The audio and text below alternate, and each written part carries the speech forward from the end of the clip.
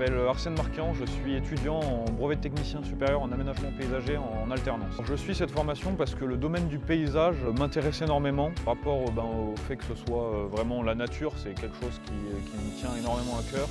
Et dans le monde d'aujourd'hui, je trouve que c'est une formation qui a vraiment un intérêt important.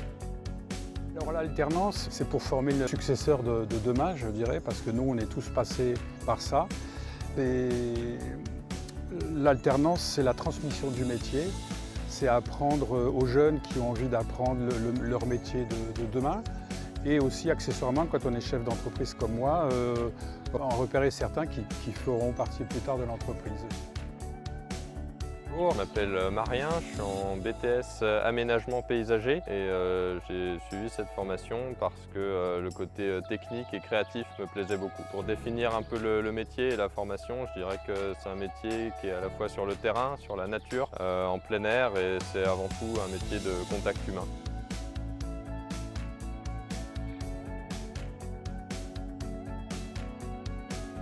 Alors je pense que les jeunes suivent ces formations, ils viennent chercher un métier de terrain où ils vont pouvoir toucher en fait différents matériaux, mais aussi divers secteurs.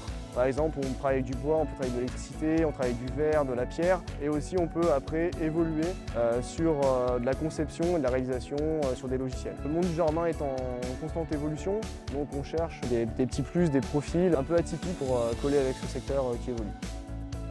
Le but était de créer une piscine naturelle, une dimension environnementale importante. Piscine, il faut savoir que ça consomme pas mal d'eau. Du coup, la préoccupation principale du client était de gérer les eaux pluviales et de stocker un maximum d'eau pluviale dans des cuves pour pouvoir remplir la piscine et arroser aussi le jardin par système d'aspersion. Il y avait déjà une cuve existante, on a complété cette cuve par une cuve de 8 000 litres, donc on est arrivé à un total de 11 000 litres pour la gestion des eaux pluviales. Pour continuer cette démarche écologique, on a fait le choix de travailler sur des matériaux naturels tels que la pierre en enrochement ou le bois pour les terrasses de tour de piscine. Et on est allé un petit peu plus loin en cherchant une essence locale. Donc là, le bois choisi était de l'acacia, donc un bois français avec une durée de vie très raisonnable pour ce type de produit. Si je pouvais donner un conseil à quelqu'un qui voudrait faire cette formation, ce serait de ne pas hésiter à s'investir énormément avec un œil professionnel, parce que voilà, on n'est pas vraiment des étudiants, on travaille une profession qui nécessite d'un savoir-faire technique.